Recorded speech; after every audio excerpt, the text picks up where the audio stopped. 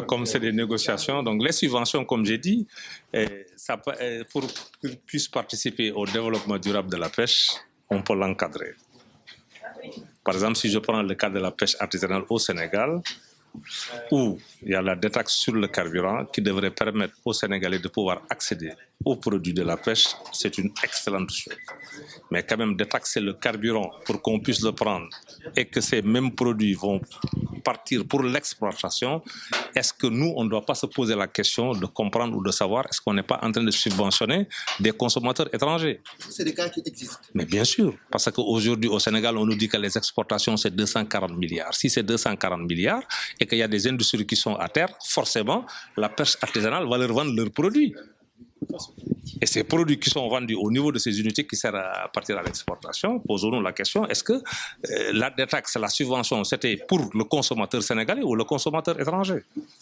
Vous décrivez la politique de l'État dans ce sens?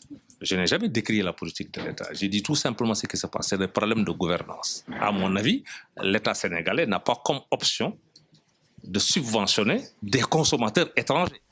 L'État sénégalais a l'obligation de subventionner du carburant pour la pêche pour les Sénégalais et non pas pour les autres. C'est ça que j'ai dit. Mais les pêcheurs qui veulent pêcher pour que le consommateur sénégalais puisse accéder à ces produits-là, il faut leur donner la détaxe et subventionner leurs produits pour les Sénégalais, parce que c'est dans le budget du Sénégal. Je n'ai jamais dit que les GPS ne sont pas bons. Mais ce que j'ai dit, c'est clair. C'est un excellent instrument de navigation.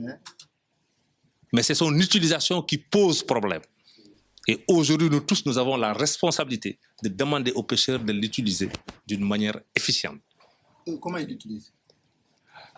Ça peut permettre de localiser certaines pêcheries, mais si 4 ou 5 ou 10 pêcheurs se donnent la peine de se faire passer ces pêcheries-là, nous tous nous concentrons sur cela, mais ça peut permettre la surexploitation, c'est ça que j'ai dit. Mais l'utilisation c'est l'utilisation du GPS qu'il faut revoir. Mais c'est un excellent instrument de navigation.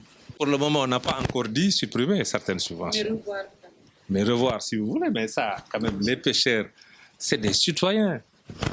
C'est des citoyens sénégalais ou africains. Mais si on leur propose quelque chose qui peut aller vers la durabilité de ces pêcheries-là, à mon avis, ils ne vont jamais dire non, ils vont l'accepter.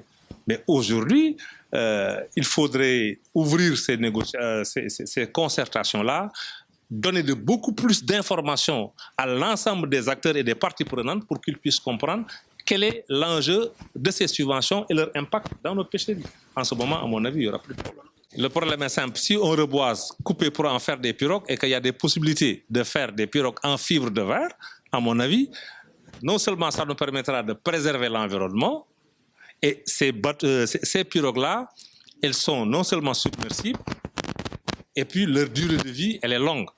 Mais le problème qui se pose aujourd'hui, il faudrait essayer de voir comment associer les charpentiers à la réflexion et à la mise en œuvre.